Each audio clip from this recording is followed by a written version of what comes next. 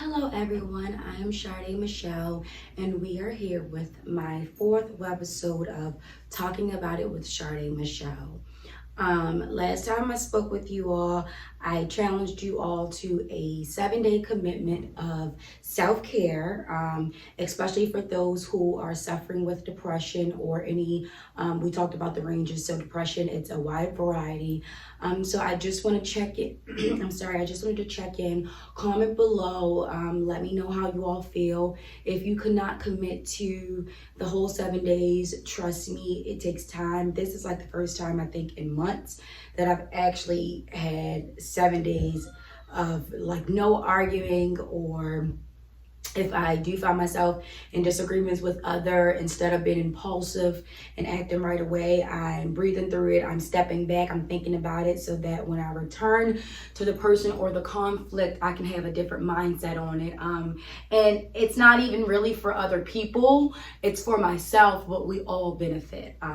So I've committed to it, and I must say I've had a great week. I had a great weekend, and I'm excited for the weekend to come. Last time we talked about depression. We talked about what depression was, how common it was, and the ranges. And I told you all that I wanted to speak more in detail about bipolar. So today, that's the topic of the day, is bipolar disorder. Like I said in my previous video, I wanted to give you all a full episode on bipolar because bipolar is very complex, okay? Now, when we think about bipolar, most people think about somebody who's upset 1 second and happy the next, or okay. And although that is true to a certain extent, it's way deeper than that, okay? Now, bipolar disorder, formerly known as manic depression, is a mental health condition that causes extreme mood swing that includes emotional highs, mania or hypomania, depending on your actual bipolar diagnosis, and lows, which is depression, okay? Now, I know when people think of somebody that has this illness, you think that they're crazy. That's why it's such a huge stigma on mental illness, especially bipolar, in general. But the thing is, 2.8% of US adults have actually been diagnosed with some form of bipolar. So it is way more common than we like to believe. A lot of us, like I said, are just not aware of it. So if you're not aware of something, it's no way that you can know about it, okay? At this current moment, however, with a treatment plan, which typically includes, psychotherapy, which is a talk therapy, simple, as plain as that, or medications. I totally understand if you all are against the medications. I myself was for a while.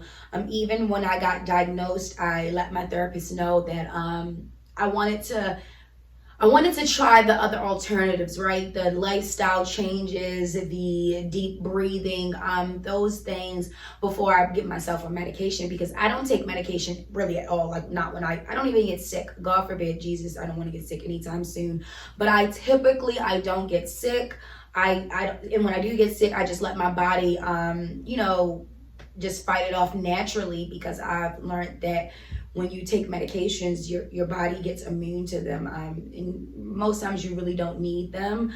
However, I wasn't successful with my alternatives. My alternatives led me into some, I don't want to say my alternatives led me into bad situations, but me not at least trying an effective treatment plan most definitely had me spiraling downwards, okay? Now, I want to talk about the types of bipolar, okay? There are 3 main types of bipolar. Bipolar 1, which is at least one manic episode that may be preceded or followed by hypomanic or major depressive episodes, okay? Mania can trigger a break from reality, which is also called psychosis. Now, this is typically in those patients. So I wanted to discuss the 3 common types of bipolar with you all. Bipolar 1, it requires at least one manic episode that may be preceded or followed by hypomanic or major depressive episodes. Okay, with this diagnosis, mania can trigger a break from reality, which is also called psychosis. Now, with those with bipolar 1, a lot of times it requires hospitalization, because psychosis is when you're in your own like illusion of a world, and so you're not even in this realm. You're in a whole nother dimension. So you're doing very risky behaviors, which in turn leads to very dangerous things that happen. Okay, bipolar 2. At least one major depressive episode and at least one hypomanic episode, never a manic episode. Okay, so I have bipolar 2, and the reason I'm saying it is because being that I have this diagnosis, I can I'm going to share my insight, give you a little glimpse into my personal world. That way, if the stories are relatable, if it resonates, you can take it from there. Okay, so bipolar 2, you either are like super depressed, or you're like super hypomanic. However, you never get to the full illusion. You're like the delusion that, and I don't want to say delusion because it's not delusion, it's more of an illusion. So you never get to the illusion how the patients in bipolar 1, how they can really break from reality. Those diagnosed with bipolar 2 typically don't have those type of issues. It's not as severe. And the thing is, I don't want to say it's a milder form of bipolar 1, because it's not. It's just its own separate diagnosis.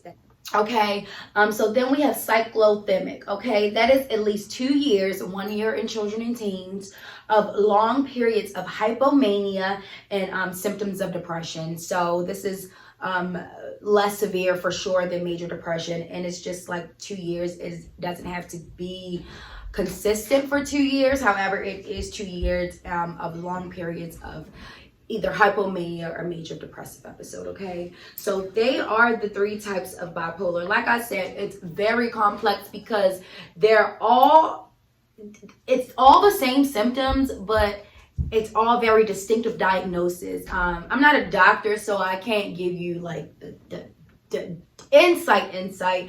However, I will say it's very complex, and it requires a lot of research to even begin to thoroughly understand. And that's why it's so important to educate yourselves, how I always reiterate. It really is. Because these things are it's deep in its depth. So you really have to get into it, okay?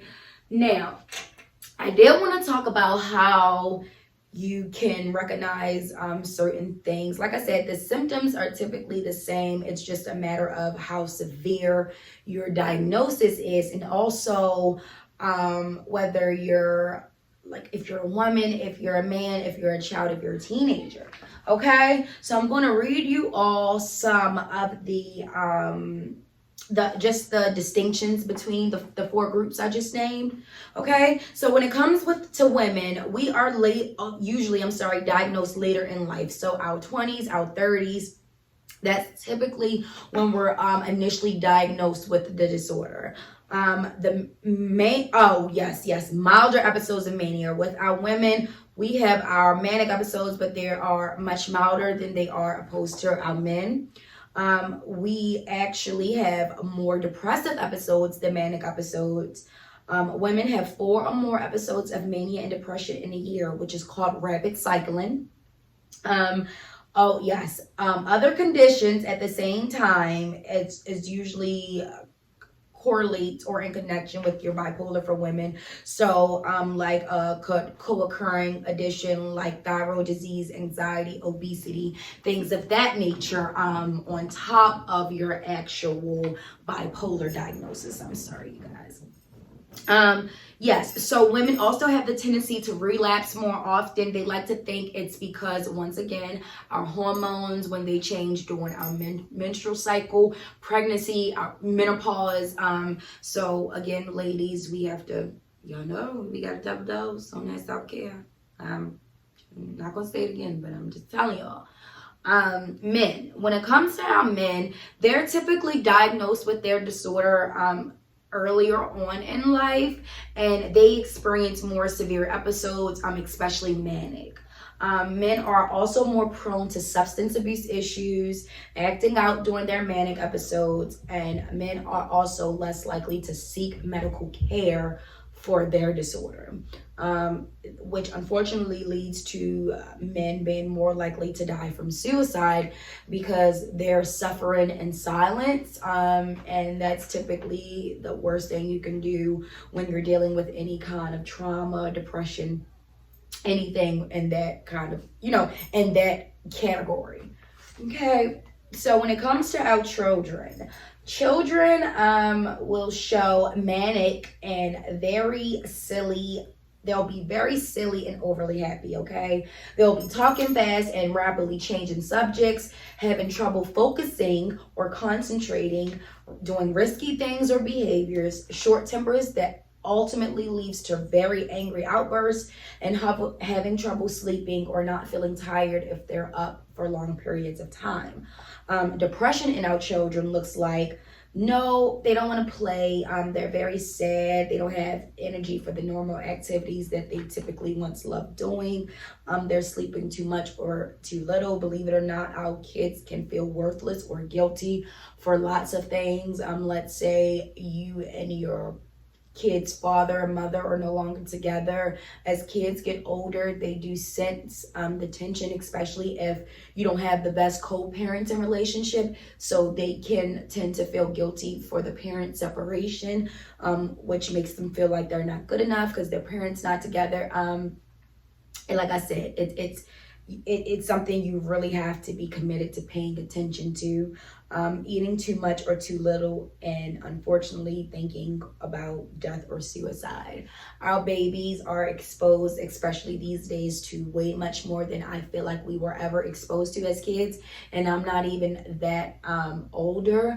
So it's scary seeing the change of the generations, and unfortunately we've saw and even some witnessed our babies taking their lives. And it's so unfortunate because this is the real world, and a lot of people, not because they don't care about their children, but because no one ever taught them or they didn't have the resources.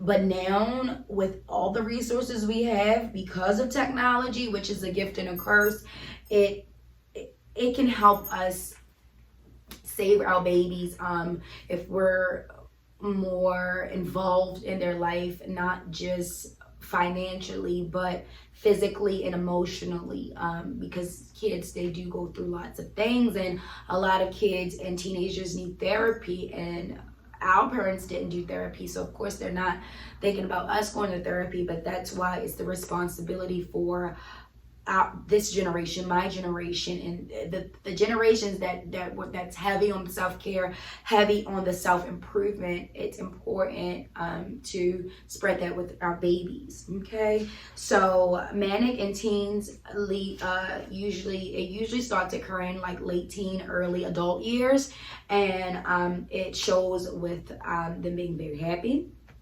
acting out or misbehaving, risky behaviors, abusing substances, overly sexual or sexually active, trouble sleeping, short temper, and trouble staying focused. Like I said, when I research these things, it gives me a lot of perspective on my own life, because even reading, I'm like, wow, maybe I started spiraling, because I never can put my finger on when exactly I start spiraling, because I've always had an attitude. I've always had I've always been angry. But when I read, I'm thinking, oh wow, I remember being in high school, like after I turned 16, I was acting out. I was oh my God, taking my grandparents' car. I got pregnant. I was doing a lot of risky behaviors. Depression in teens looks like sleeping a lot, feeling very sad, withdrawing from activities and friends, and thinking about death and suicide. Fortunately, I can say that as a kid or as a teen, I've never thought about suicide. I've never even contemplated how life would be without me on the planet, because I truly don't feel like I don't think at that moment it was that bad for me, because I didn't feel those things. However, unfortunately, we have also seen cases of teens harming themselves, because we have this access to this technology where we can see so much, and too much of anything is never good. So especially when there's not much going around about how to help the babies, or what's the deep issue, what is the problem. So that's kind of how it goes, and it kind of sucks that it's that way. Okay, now when we talk about other symptoms, of course genetics play a big part in this condition. It's a big risk factor. Like, I know my mom had bipolar 1, and growing up I started to see, not even growing up, but once I start spiraling, I start noticing that I was mirroring her a lot, like with the aggression when it came to wanting to put my hands on people, or I didn't know what the hell was going on. And when I finally was told she was diagnosed with bipolar, I still wasn't diagnosed myself, so I still didn't know much about it, but I just knew that if she had it, it's a good chance that I could. Environmental factors as well, physical illness, if you have traumatic experiences, extreme stress, that can really trigger your bipolar. Now, the thing about bipolar is, if bipolar is left untreated, it gets bad. It gets very bad, and it causes the moods to be more frequently and more extreme, which is very dangerous, especially those with bipolar 1, because they're already dealing with psychosis, which separates them from reality. So if that goes untreated for too long, a lot of times it ends in suicide or overdose and things of that nature. Okay, so it's very much serious. Now, symptoms: hypomania and mania typically include, I'm going to give you all a little more insight to my personal life, just to see if it resonates. When I began to spiral, I always would put the blame on my significant other, right? It would be his fault why I'm upset. It will be his fault why I'm depressed. It will be his fault why I hit him. It would be it would be all his fault. I would rarely want to take accountability for the part I'm playing, because I was so fixated on, well, if he didn't do X, Y, and Z to me, I wouldn't have to do this, which might be true. However, that's not an excuse to mistreat someone, because then it makes you look just like them, if not worse, because you're not even being your authentic self. You have someone pulling you out of your character, and then it's someone that you claim to really love.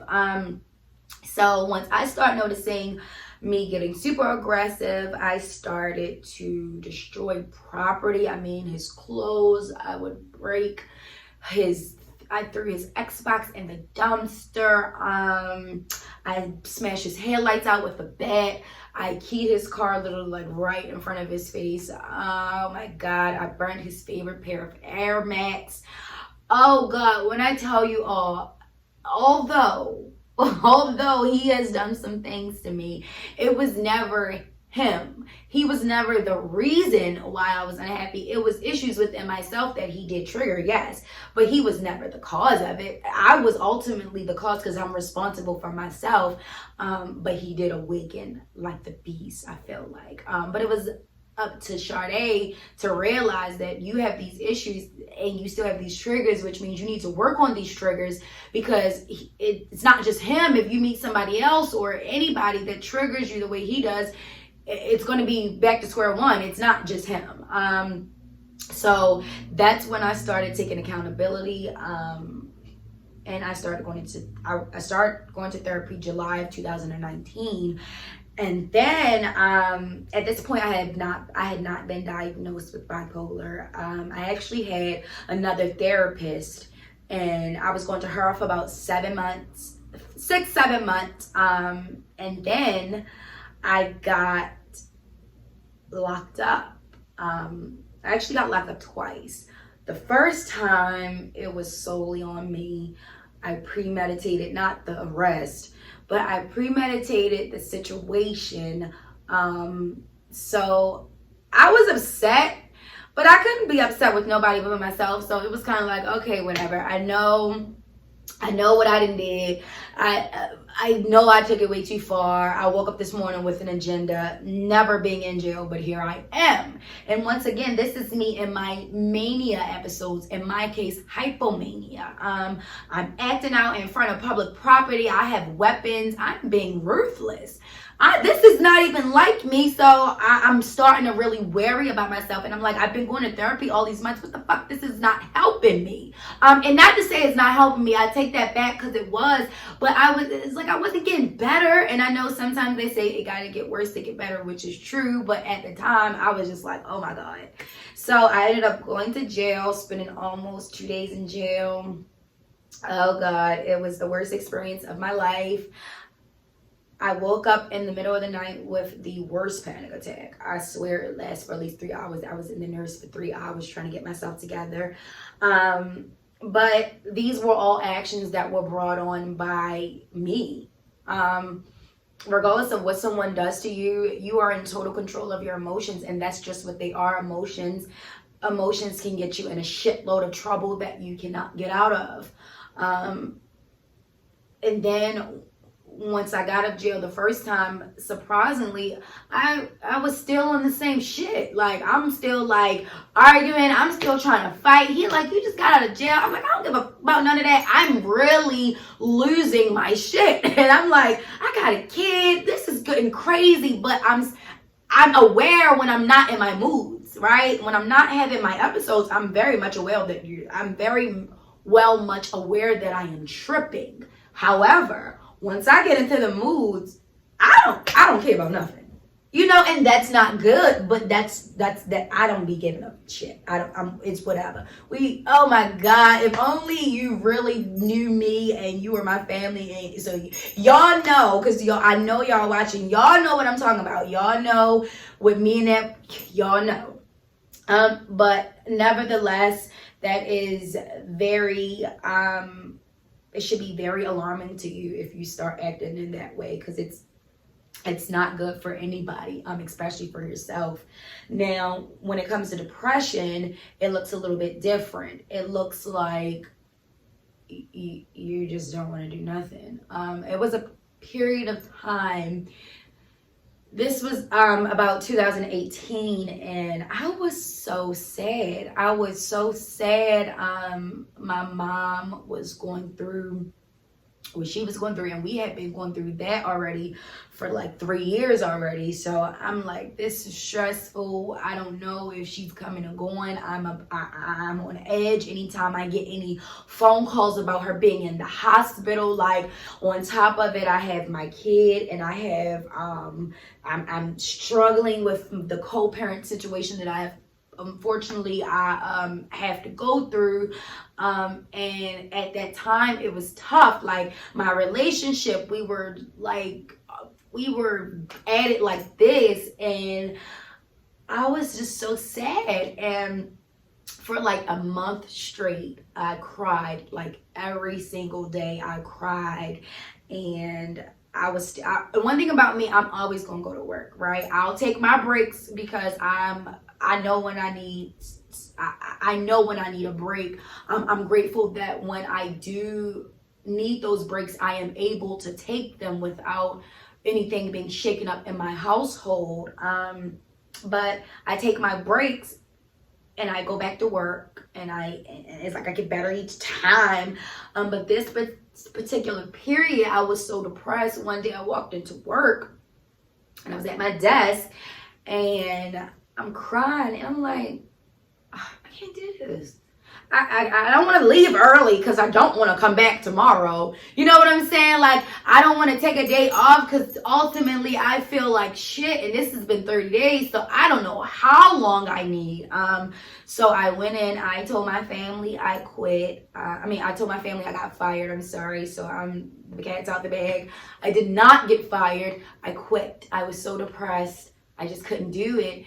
And the thing about depression, when you're a full-time parent or the primary caretaker, is regardless of how depressed you are, you still have to get up. You still have to be a mother. You still have to get your kids bathed. You still have to feed them. You still have to cook. You have to help with school. You have to make sure they're looking decent.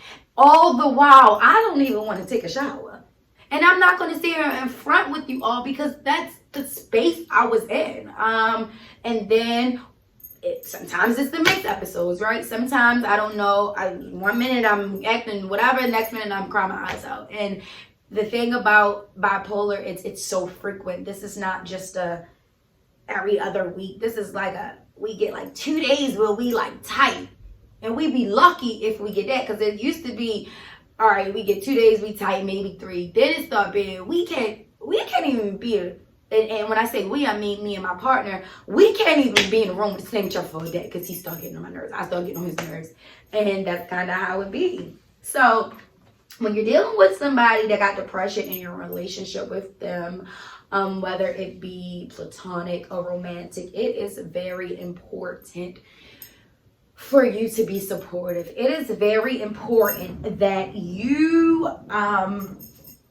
you're supportive, because the thing about the condition is the issues that come from the relationship, the issues, the things that cause an issue in the relationship typically comes from the symptoms of the disorder, not the disorder itself. So when I say the symptoms of disorder, I mean things I just explained. Being in your hypomanic or manic episodes, you're ruining the property, you're being emotionally abusive, you're being aggressively abusive, or you're depressed, which means your sex drive is low, which means you're feeling like, I don't want to touch you, I don't want to, do anything with you, I just want to sit here, which in turn leads your partner to feel like it is something that they're not doing, which leads them to think you're uninterested, which sometimes leads somebody to think you're cheating on them. And that's why communication is so important, because a lot of us, we really just assume. We're not asking no questions. We know what we know because what we know is what we know. I said what I said, right? That's typically how people are these days. But when it comes to something like somebody's mental illness, you can't do that, because it's something that we don't have control over. I never was like, oh, let me go shop for bipolar, like, let me shop for anxiety, let me shop for social anxiety disorder, let me shop for schizophrenia. Like, no one ever asks for these things. It's kind of just one of those things where, one, this is God's world, and two, you just got to play the hand that you were dealt. And that's what I do. You just got to play the hand that you were dealt. But when it comes to you being with somebody in a relationship that has it, you really have to be patient. And the thing about it is also, along with being patient with them, I want to stress how important it is to be patient with yourself. Coming from someone who deals with someone who is diagnosed with bipolar, I know how much of a handful I can be for my boyfriend.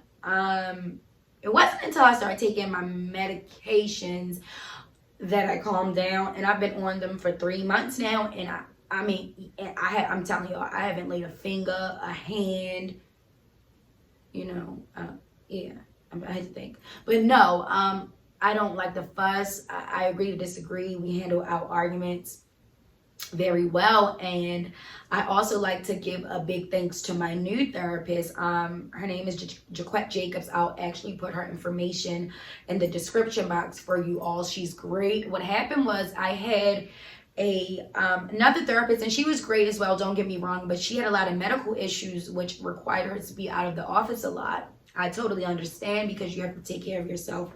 However, I needed, because of how serious things were getting for me and how much I was spiraling, I needed somebody that could be available more. And what happened was, me and my boyfriend actually decided to go to couples counseling. And she was our therapist for all couples counseling. And I was like, I really liked her energy. Like, I really loved her energy. And then I went to her to be my primary therapist. Love her to death. But yeah, when I mean it, like, if you're dealing with someone with bipolar, you don't have to, you matter too. Like, you have to do things to keep your own mental health intact, because it is draining. I know it can be draining dating me. I drain myself. Like I said, thank God I'm getting help, because I feel like the best I have felt in forever. And this is me truly telling you all the truth. And I'm talking about as far as my attitudes and my moods and things of that nature. I haven't felt better. I haven't felt more calm and more stable. I don't take no high doses of medicine. I don't take no crazy medicines. I take small dosages at night before bedtime, so I don't get the whole zombie effect that people say. Like I said, everybody is different, so I can't say that that's not true, because everybody is different. However, that the way I do it, I don't get my therapist. My psychiatrist. I'm sorry. She actually does a drug sample before she gives out any new medications. Every doctor appointment, and I like that, because that means she's serious about seeing what else is in your system. And we talked about that, how a lot of doctors don't take that initiative. So yes, nevertheless, if you are dealing with someone who has bipolar, please don't forget to take care of yourself. Don't let it drive you ragged. Don't let it kill you slowly. Get help for yourself.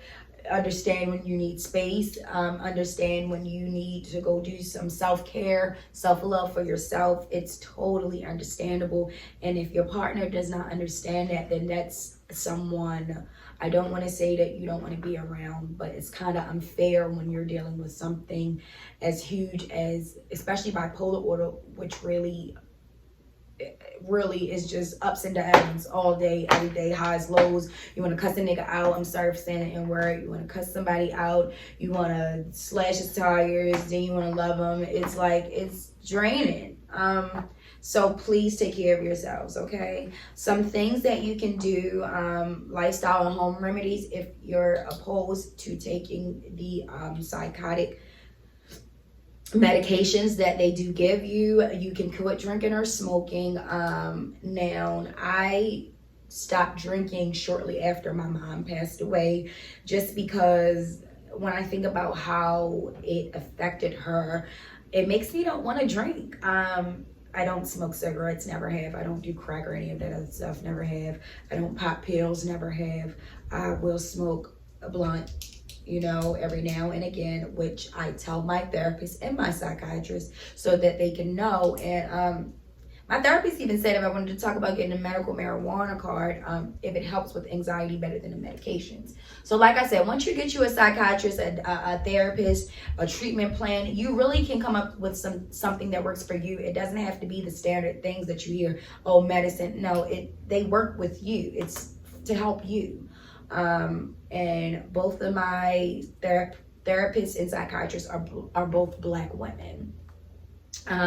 So you can do that. You can form healthier relationships. Like I told you all before, you need to have healthy relationships regardless. So you need to cut those dead ends with those who aren't on the same things that you're on or want the same things out of life. You want to create healthy attachments with people who you can learn from, who you can grow with, okay?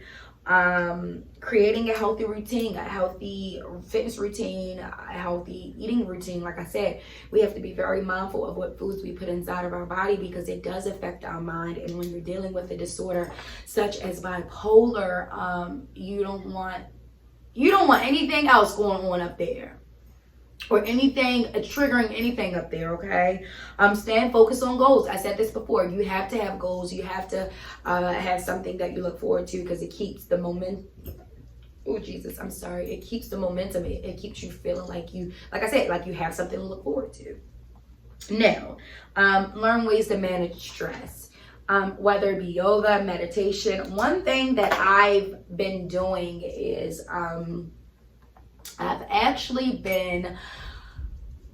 I've been practicing deep breathing for a while. When I went to jail for the first time in December, when I had that panic attack I mentioned, when I got released out of jail that preceding week, I had panic attacks even when I was home.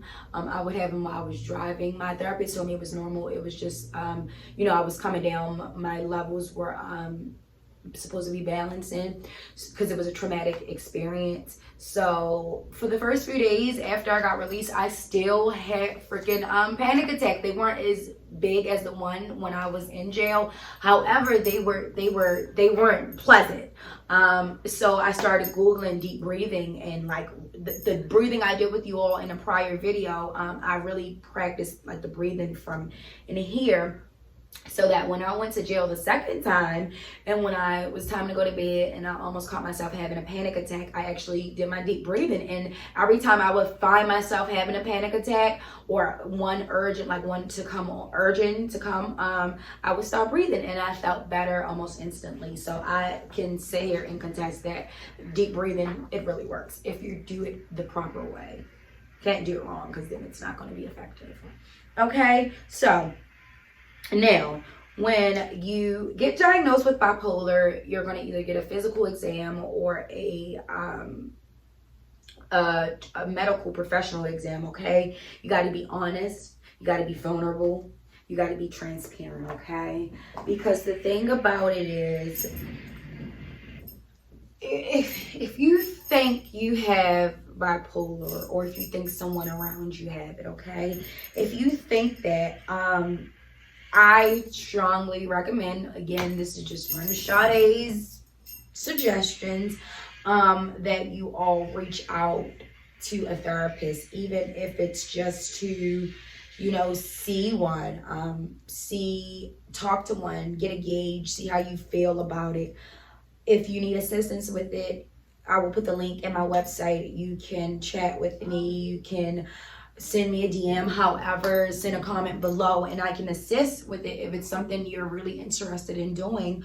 And if you're really ready to get help, just let me, I'm here to help. Honestly though, I encourage everyone to just talk to somebody and just see what they say. You can save a life. You can save your life. You would never know who around you is dealing with anything unless someone tells you. And when it comes to things like that, people typically don't tell because of the stigma placed on it. So we gotta help each other. And like I always say, it starts by helping yourself. I want you all to know that you are not your disorder. You are not your disorder. Just because you have your episodes or your moments that you most times cannot control, it does not make you your disorder. You gotta, and if you're dealing with someone or know someone with a disorder, separate them from the disorder. And I think that's what people struggle to do with my mom. for so long. And then a lot of people didn't know because she's not one to tell because of the stigma. Whereas though when I found out, she would be like, you telling this person? I'm like, I'm telling the people around me that I trust or that I could possibly be around when I'm having one of these manic episodes, or the people that when I do go wild, I call so that they can know to calm me down. They don't know how to help if they don't know, and that's the issue. That's what I be trying to push to people. Nobody is no mind reader. Now I feel like I'm a little psychic, but I'm really not a mind reader. I don't know if you need help. I didn't know she needed help until I got diagnosed. And which the sad thing about it is, she passed away so fast, like right when I was just understanding what she's been going through. I was just like, dang, how did she do it? I know she's suffering. I commend her because it's hard. She did it for so long. She did so well with her, excuse me, she did so well with her kids. And the moment I was finally able to empathize without all my anger with my own issues I was dealing with, I was able to put myself in her shoes because I was in her shoes. I am in her shoes. So it's one of those things where you can't judge until you've been through it, until you're going through it. That's a real thing. So opposed to judging, we could just help. We could just help. And I am going to be thinking of many of ways that we all can help each other. We all can help those less fortunate than us. I want to do so much, and I can't do it alone. I need help. I need support. I need volunteers. I need suggestions. I need insights. That's all I'm asking for you all. Suggestions, insight, volunteer. I'll take care of everything else, but I will need you all to help me make the world a good place again, okay? A loving place again. We got to get our kids' health right. We got to get our mental health right. I want to think of ways where I can make sure kids who need therapy are getting it, even if they can't afford it. Like, these are things that I'm working on. These are things that are deep in my heart. It's so crazy that my brother actually told me that my mom told him that she wanted to be a social worker, which she never told me, maybe because I never asked either. But it's crazy because I'm going to school for human services, and I want to help people. So it's so crazy because you never realize how much alike you and your parents are, sadly, until they're gone, and you learn more about them from family, or you actually reflect on things. I've been thinking, like, she wasn't that bad. That was actually my girl. We just were both going through things. We both just needed help. We both were battling our own issues, our anger, our disorders, our traumas, our fears. And on top of our hormones being women, we were just going at it. So I want to help young ladies, young women, older women, young men, older men. I just want to help. It can save you. You can gain so much more time with your family. You can create so many memories. And it saddens me that my mom's life was cut so short, because I do feel like I could have helped her. I felt like I was on that path. Like I said, I was putting myself in her shoes, wearing her shoes, and I think she admired me. She would always tell me, like, you don't care about what I don't care about what anybody think. If you think that I feel bad because I have a disorder that I didn't ask for, that's on you. I don't feel bad for nothing I've ever done in my life, nothing I've ever been through. There's nothing that anybody can say to me or to anybody else that would make me feel less than. I know what the hell I did in life. I know how I felt. I know I'm human. You know what I'm saying? And I just hope that one day we all can get to that authentic place, because once you don't have like that worry of what somebody would think, you truly start doing what's best for you in all aspects of your life. So I'm saddened that I feel like if she was around a little longer, you know, like, we could have been doing things together. Like, however, nevertheless, this is now my purpose. My purpose is to now do all the things for other people that I will not be able to do for my mom now that she's not physically here. So we're going to take it a step further, and we're going to help however many people our hands can touch. That's my goal. That is my purpose. And I am Sadé Michelle. Thank you for watching. Thank you for supporting. And until next time.